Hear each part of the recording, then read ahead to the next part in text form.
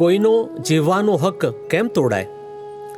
હિંસક ભાવ એટલે કંઈ પણ કિંચિત માત્ર હિંસા અથવા કોઈનું નુકસાન કરવાનું, કોઈની ઉપર ગુસ્સે થવાનું, દુઃખ દેવાનું, પીડા દેવાનું, એવા ભાવો તે પહેલાં જવા જોઈએ.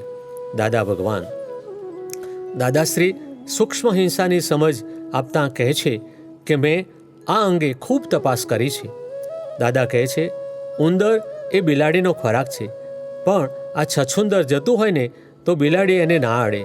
બિલાડી જો ભૂખી જ હોય અને ઉંદર, જીવડા તથા અન્ય જીવોને ખાઈ જતી હોય ત્યારે છછુંદરને કેમ નથી ખાતી? આના પર વિચાર કરજો. આપણે કંઈક પુણ્ય કરેલી તેથી બેઠા બેઠા ખાવાનું મળ્યું, અને આ મજૂરોને તો મહેનત કરે ત્યાર પછી પૈસા લાવે ત્યારે ખાવાનું મળે. માટે આપણે હવે કોઈને દુઃખ ના થાય, જાનવરને, નાના જીવડાને દુઃખ ના થાય એવી રીતે વર્તન રાખવું. જુઓ ને, લોકો ભગવાનનું નામ લે છે ને તેમાં ભગવાન બેઠા છે તેને માર માર કરે છે. સાપ નીકળ્યો તો મારી નાખે, માકડને મારી નાખે. આવા લોકોને શૂરવીર કહેવાય? આ સર્જન કોનું? તે વિસર્જનમાં પોતે તૈયાર થઈ જાય છે. દાદા કહે છે, જો તમે સર્જન કરી શકો તો વિસર્જન કરી શકો. કંઈ ન્યાય હોય કે ના હોય? એવું છે ને, આ તો વ્યવહાર દ્રષ્ટિથી એટલે કે રિલેટિવ પોઈન્ટથી માકડ છે ને રિયલ દ્રષ્ટિકોણથી શુદ્ધાત્મા છે. તમારે શુદ્ધાત્માને મારવો છે? ના ફાવે તો બહાર જઈને નાખી આવજો ને. હવે બધાને મારીને માણસ શું ખોળે છે આમાં?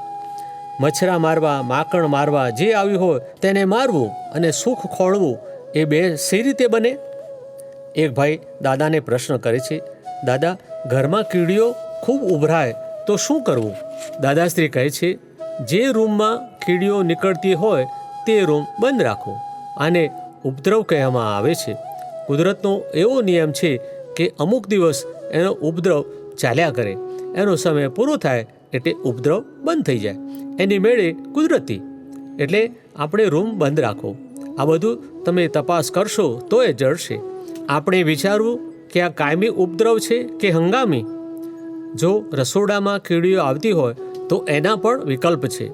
ઉપદ્રવ હોય ત્યાંથી ખસી જવાનું. પણ મારવાની જવાબદારી ખૂબ મોટી છે. જેને જીવડા મારવા છે એને એવા સંયોગ મળી આવે, અને જેને નથી મારવા એને એવા સંયોગ મળી આવે.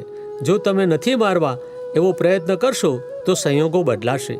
દુનિયાના નિયમો જો સમજો તો ઉકેલ છે. જો મારવાનો રિવાજ છૂટતો નથી તો પછી સંસારનો રિવાજ તૂટશે નહીં. ભૂલે ચૂકે મરી જાય એનું પ્રતિક્રમણ કરી લેવું કે માફી માંગુ છું.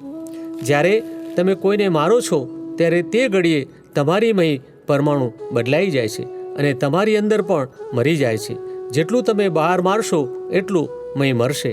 જેટલું બહાર જગત છે એટલું અંદર જગત છે. એટલે તમારે જેટલું મારવું હોય એટલું મારજો, પણ જોખમ સમજજો. જેટલું આ બ્રહ્માંડમાં છે એટલું આ પિંડમાં એટલે કે શરીરમાં છે.